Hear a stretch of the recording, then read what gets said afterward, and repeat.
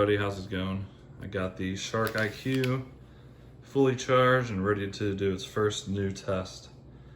I decided to go ahead and do a chair test, see how well it cleans around a chair.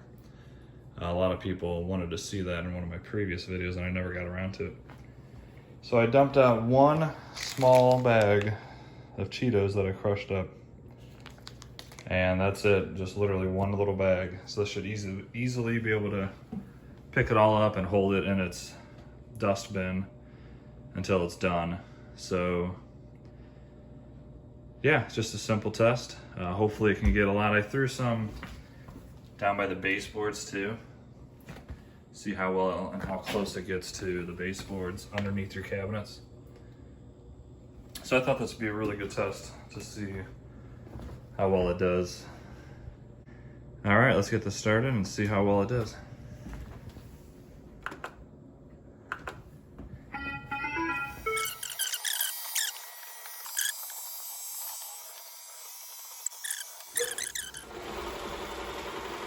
All right, let's go in for the dock. So I think it thinks that it's done.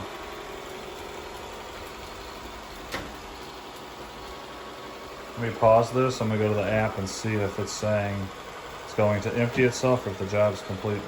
So there's no way it's gonna find the dock from way in here because it hasn't mapped the house. All right, guys, I got the same exact video as I did with the Shark IQ. This time, this is the Roborock S5. So I'm gonna have it start now and we'll see how well it does around the legs and everything. And then we'll compare the time to the Shark IQ. Gonna do this on my Dyson 360 Heurist, my Roomba E5, and my Roomba i7 Plus. Then we're gonna see which one can get it done the quickest, which one does the best job, and also see on the self-emptying bins if they have to go back and empty themselves. This Roborock has a big bin, so I think easily it'll handle all this and no air whatsoever. Once again, it's just one bag of Cheetos. And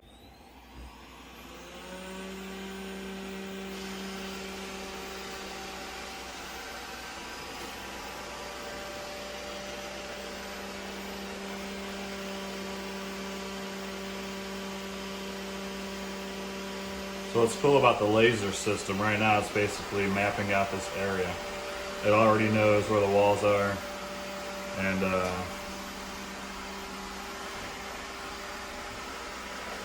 well, you'll see. Keep an eye on how well this thing cleans around the chair legs.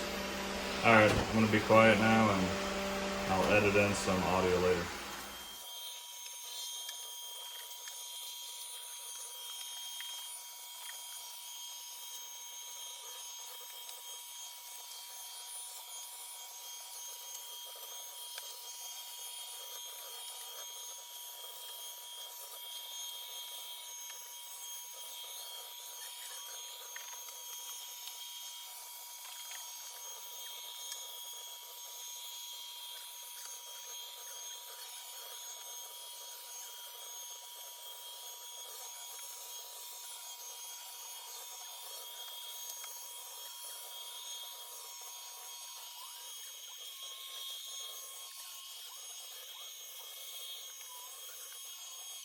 Going back to the dock.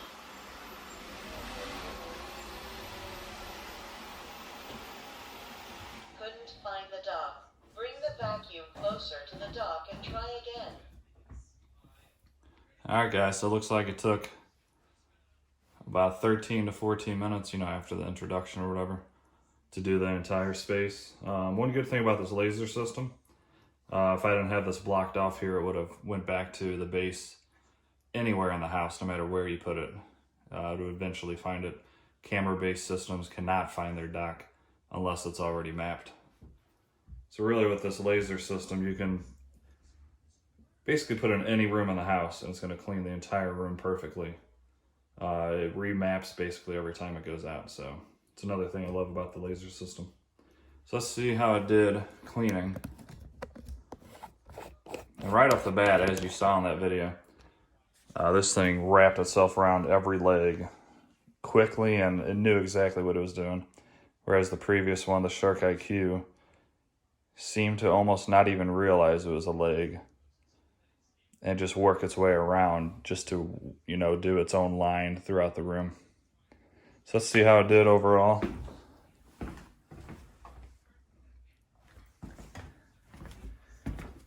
Did quite well around the baseboards. And then I'd say very well around the chairs. I mean, there's a couple of crumbs, but I expect all of these to leave at least a couple, just because the spin brush is flicking around. One thing I really do wish this robot had, and the others I'm going to test, is the dual side brushes. I really do think that helps clean. So there we have it. There's the Roborock S5. And like I said, I'm going to do the 3 others, then I'm going to make a video. What's up, everybody? Now we're doing the Dyson 360 Heurist. And if you know about this robot at all, you can already tell its fatal flaw. Since this is a chair and kind of a under the cabinet test, this thing's way too tall to reach under the cabinets. And it doesn't even have a side brush. So all this stuff underneath the cabinets, I expect to fully stay there, which is a huge downfall. I don't know why they made this thing so big. This thing also cannot even fit under any couches. So, but I'm gonna run the test anyway since I have it, and we'll see how well it does around the chair legs.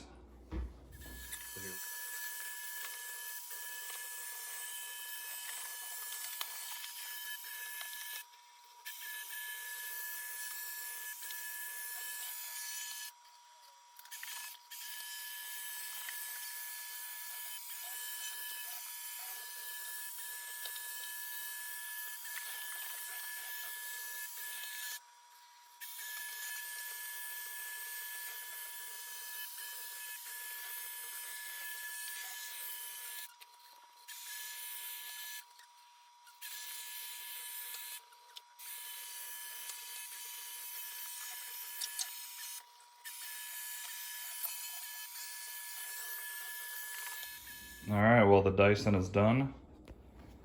Let's see how it did.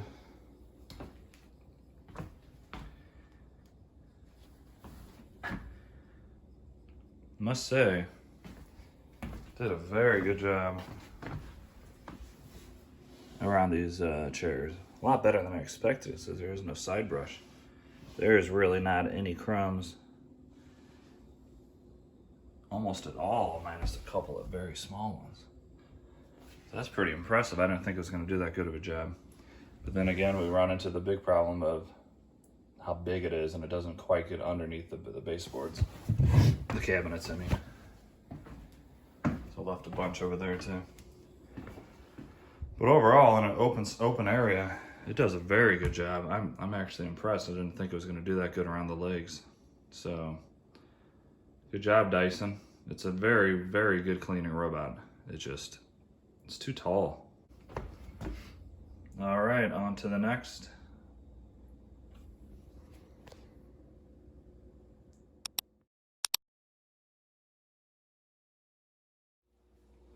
All right, next up is the iRobot Roomba i7 Plus. Let's see how well this guy does around the chairs and underneath the cabinets. Now this one does have a side brush like all the other ones except for the Dyson Heurist 360.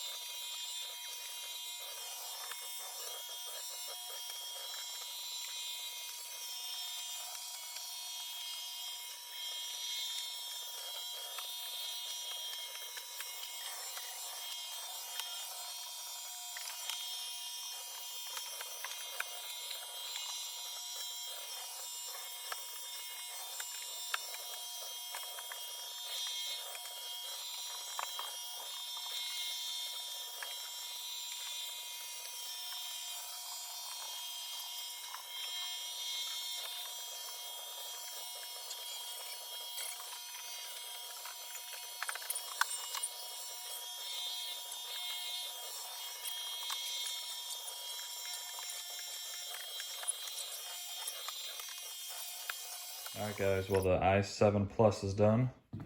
Took probably the longest so far at right around 20 minutes.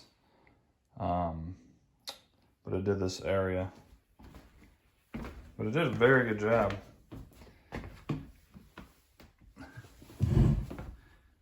You can see, the only thing I really see is that one crumb right there.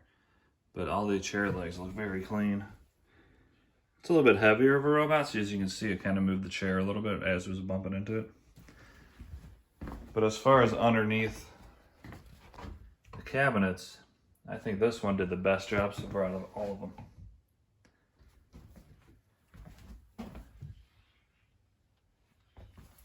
You know, a few crumbs here and there, but like I said before in the other ones, kind of to be expected because there's so much and it flicks stuff around.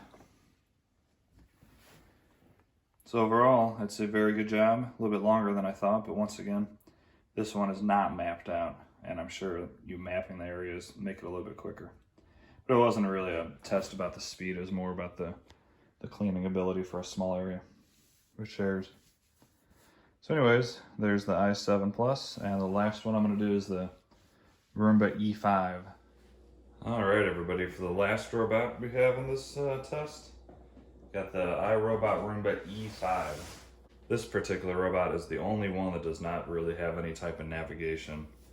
It's just a random pattern that it does for itself. There's no camera, there's no laser, really nothing.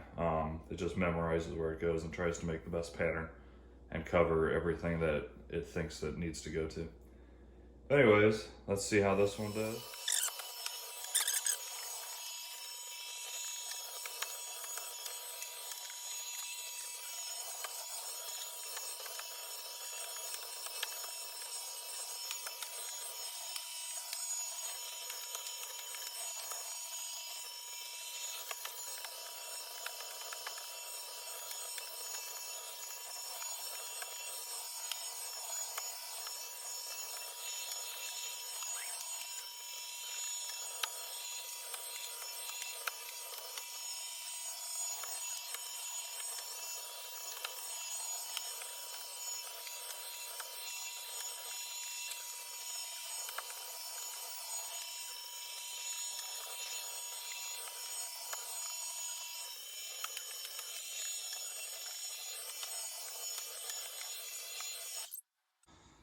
Alright guys, looks like it's done. Pretty quick job, went about 15 minutes. 15 minutes overall. Let's see how it did for a complete random navigation. Alright, let's look under the baseboards first. One crumb there, which pretty much every single robot left at least one chunk. But overall, as far as under the cabinets, a very, very good job. Let's check out the chairs. I'd say also a very good job. You know, a few more crumbs, but only a couple, so it's really not bad at all. Actually, I'm kind of impressed by it. I didn't think this was going to do very good at all, since it has no type of navigation or map it can make or anything. So actually, that's on par with all the other robots, if you ask me.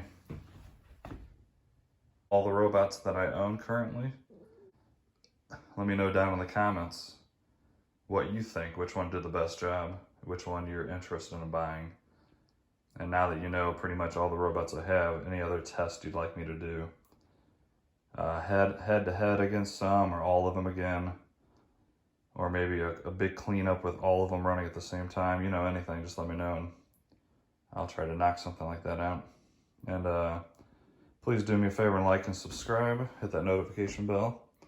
And if you like these types of videos, you'll be the first to see it as soon as I release it. Anyways, thanks again for watching. I'd say a very good job. Happy. Talk to y'all later.